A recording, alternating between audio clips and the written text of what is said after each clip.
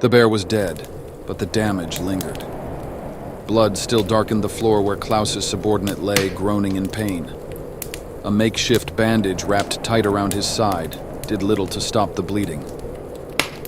Captain Evans knelt beside him, his hands steady as he pressed the cloth harder against the wound. Hold still! You'll live, but not if you keep thrashing. Klaus hovered nearby, watching the bunker door as if another bear could show up at any moment. His jaw was tight, his sharp eyes flicking between his wounded soldier and Evans. Evans muttered more to himself than anyone else. He's losing too much. He needs stitches. Klaus stepped closer. Then stitch him up. Evans looked up sharply. I'm not a medic, Klaus. If we botch this, he's not gonna live. Klaus crossed his arms, his expression hardening. You're telling me the great British military didn't give you basic medical training? Evans hesitated, his hand freezing for half a second. It was small, so small that anyone else would have missed it. But Klaus saw the pause, his sharp gaze narrowing. Evans caught the slip in Klaus's expression and masked his own discomfort with a dry chuckle, returning his attention to the wounded man. Sure, basic training. But I play piano better than I stitch wounds. Klaus said nothing. The pause hung heavy between them, thickening the air with unspoken tension. By the time Evans finished, the soldier's breathing had evened, though he remained unconscious. Klaus crouched beside him, pulling the blanket up over his chest. I guess a thank you is in order. Klaus said quietly, his tone softer than usual. Evans wiped his hands on a cloth, shaking his head. Don't thank me yet. Infection's still a real possibility. If it sets in, there's not much we can do. Klaus leaned back against the wall, exhaling slowly. I didn't expect you to know your way around a wound like that. I thought pianists only knew how to keep their hands soft. Evans glanced at him, his lips quirking into a faint smirk. Don't get too excited. I haven't played in years. War does that to people. Does it?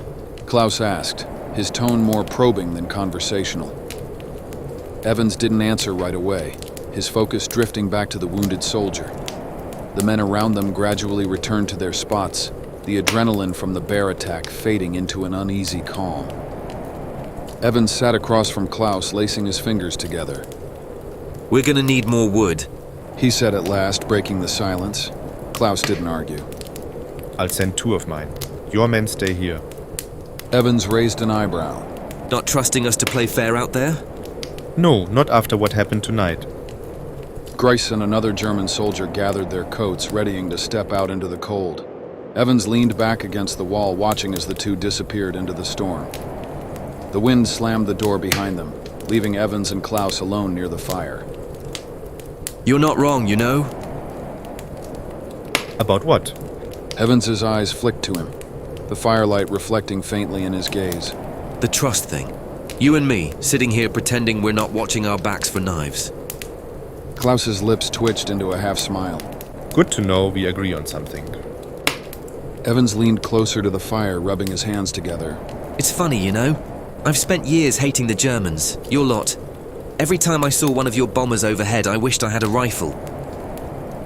And now you're sitting beside one, saving his men. Evans laughed softly under his breath. And so did you, huh? Klaus nodded, his gaze drifting across the bunker. Sometimes I wonder how many of your men feel the same. Evans let the question hang before replying. Enough of them. You have any family back home, Klaus? Klaus stiffened for a fraction of a second, barely noticeable. But Evans caught it. 2 daughters. And you? Evans's stare didn't break. Nope, no kids. Klaus narrowed his eyes, the faintest trace of suspicion flickering in his expression. The fire burned lower, leaving the bunker draped in shadow. Most of the men had drifted to sleep, exhaustion claiming them one by one. Only Evans and Klaus remained awake, their eyes fixed on the dying embers. I'm going to ask you something, Klaus, said Evans quietly, his voice cutting through the stillness. Klaus arched an eyebrow. You ask a lot of questions. Right, that lieutenant of yours, the one who keeps giving me the death glare, he's not just worried about your security, is he? Klaus said nothing, his expression unreadable. Evans chuckled softly, leaning back. You're hiding something, you and your whole crew. This whole arrangement is a little too convenient, don't you think? Klaus's hand tensed on his knee, but his expression remained neutral. Evans met his gaze, unblinking. Maybe I'm wrong. Maybe not. But I'd bet my last cigarette that if I asked the right questions, you'd flinch. I don't smoke. Shame. Would have been a good moment. The quiet settled once more, but this time it wasn't uncomfortable. The door groaned open as Grice returned, his face pale and dusted with snow. His companion followed closely behind, each dropping an armful of wood by the fire. Evans nodded in thanks, but Klaus's attention snapped to Grice. Du warst zu lange weg. Bericht? Grice hesitated, glancing toward Evans. Sprechen. Ich dachte, ich habe Spuren gesehen. Evans straightened, his brow furrowing. Spuren? Jenseits der Bäume. Aber als wir genauer hinsahen, waren sie verschwunden. Könnte der Wind gewesen sein, aber... Bist du sicher, dass es nicht einer von uns war? Ja, Herr, es war nicht einer von uns. Evans exchanged a glance with Klaus, his jaw tightening. The phantom figure again. Next time you and I go out. Klaus gave a single nod, but his gaze lingered on Evans for a moment longer than necessary. By the following evening, the storm had eased just enough for the men to stretch their legs outside. Evans stood by the entrance lighting a cigarette as Klaus emerged beside him. The snow crunched beneath their boots, the cold biting at their faces. You ever wonder how this ends, Evans? Klaus asked, his tone distant. Evans exhaled a long trail of smoke.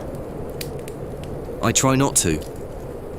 Klaus crossed his arms, his gaze fixed on the horizon. There's no winning for us. Not here. Not out there. You know that, don't you? Evans didn't answer. Klaus glanced sideways at him. You slipped, you know. Back there with the medic stuff, you're not who you say you are. Evans met his gaze with a slight smirk. And neither are you, so-called Captain Klaus. For a moment, neither man moved. Then Klaus chuckled under his breath. Touché. They stood in silence, watching the snow fall. The next sign of trouble came during breakfast. The men had gathered around the stove, eating their portions of the remaining bison meat. Grice muttered something under his breath in German, his voice low but not low enough. Die Briten sind zäh, aber sie sind Löwen, die von Eseln geführt werden. Evans's hand froze midway to his mouth. The faintest flicker of recognition crossed his face before he caught himself, but it was enough for Klaus to notice. Klaus's sharp gaze locked onto Evans. Something wrong, Captain?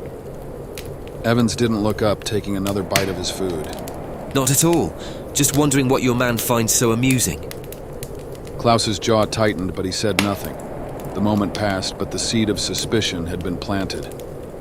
Later that afternoon, as the men worked on reinforcing the bunker's door against the storm, Evans decided to probe further. You know, I've been thinking about that day at the lake. Klaus stiffened slightly, but kept his focus on the door. What about it? When I was freezing my ass off, you shouted for Grice to help. But here's the thing. You did it in English. The German men paused in their work, exchanging tense glances. Klaus's expression hardened, but he didn't falter. English is the language of the enemy. It made sense to use it so there'd be no confusion. Evans chuckled, leaning against the wall. Well, isn't that convenient? Do you have a point, Captain? I mean, it is surely more convenient to speak to your men in English than in their native tongue. I just found it odd is all. The simmering tension finally boiled over that evening. The men had gathered around the fire, their voices low and their movements subdued. One of Evans's subordinates, a wiry sergeant with a sharp tongue, couldn't resist taking a jab at the Germans. So, what's it like taking orders from a guy who thinks his shit doesn't stink? One of Klaus's men bristled, his hand clenching into a fist. Pass auf, was du sagst, Brite.